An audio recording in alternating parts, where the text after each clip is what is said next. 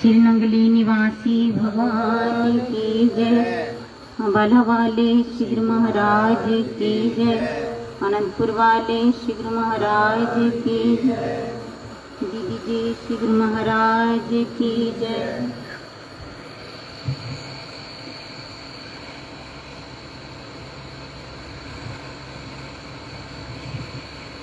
सर्वप्रथम यहाँ पधारे सभी संत महापुरुषों के चरण कमलों में मेरा कोटि कोटि दंडवत प्रणाम और सभी संगत को मेरी प्रेम भरी जय सच्चिदानंद। धाम अपने चलो रे भाई, पराए देश क्यों रहना। काम अपना करो तुम जाए, पराए काम क्यों फंसना। वाणी स्वामी जी महाराज की है। कहते हैं सोई हुई मानवता को जगा रहे हैं।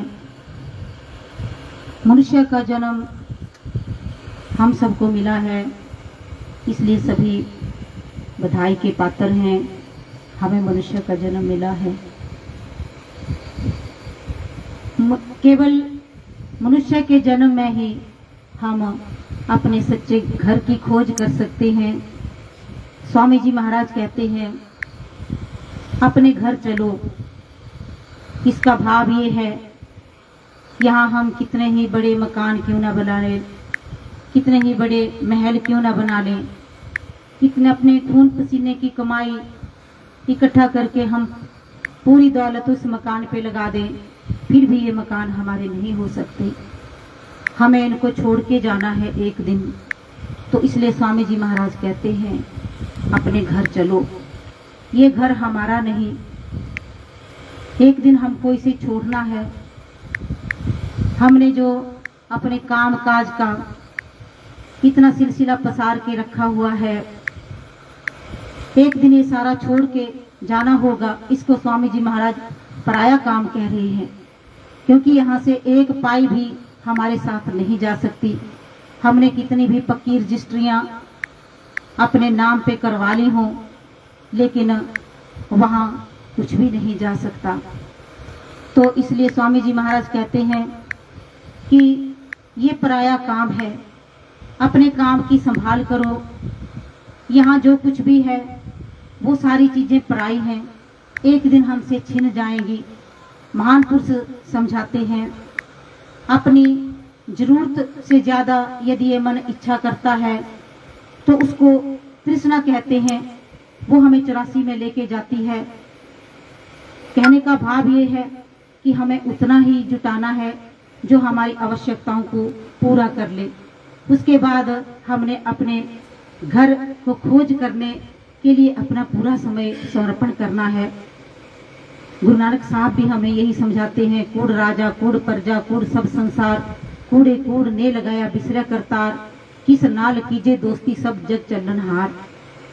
नानक साहब भी यही हमें यही सचेत करते हैं कि सारा संसार जो है वो कूड़ है, माया है, धोखा है। एक दिन हमको छोड़ना है, एक दिन ये हमें धोखा देगा। यहाँ ना राजा रहे ना रंक रहे। अभी हमारे परम वंदनीय आदरणीय मास्टर भाई जी ने बहुत ही उच्च कोटि के रूहानियत भरे प्रवचन हमें कहे, हमें सुनाए। उनका यही तात्पर्य है, उनका यही सारांश है कि हमें सच्ची पूंजी इकट्ठी करनी है। सच्ची पूंजी का हमारे सामने ढेर लगा हुआ है। हमारे लिए छूट है कि हम जितना मर्जी उसको उठा लें, जितना मर्जी हम अपने साथ लेके जाएं, हमें कोई नहीं रोकेगा, कोई नहीं टोकेगा। लेकिन हम सच्ची पूंजी इकट्ठी करते नहीं हैं।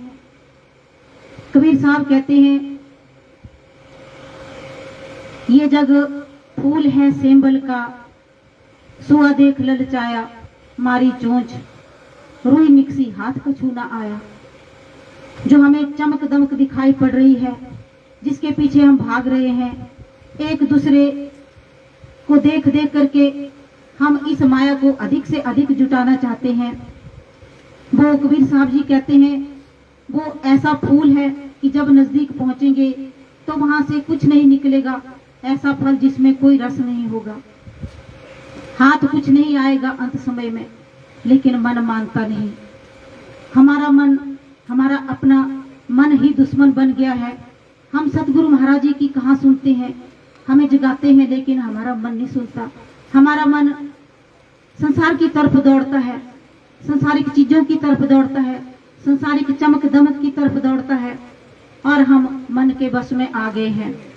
मन के कहे उठते हैं, मन के कहे बैठते हैं, मन के कहे खाते हैं, मन के कहे पीते हैं, मन के कहे हर करनी करते हैं। हमारे नगरी निवासी भगवान जी कहते हैं जो जो भी हम करनी करते हैं वो कुदरत बन जाती है।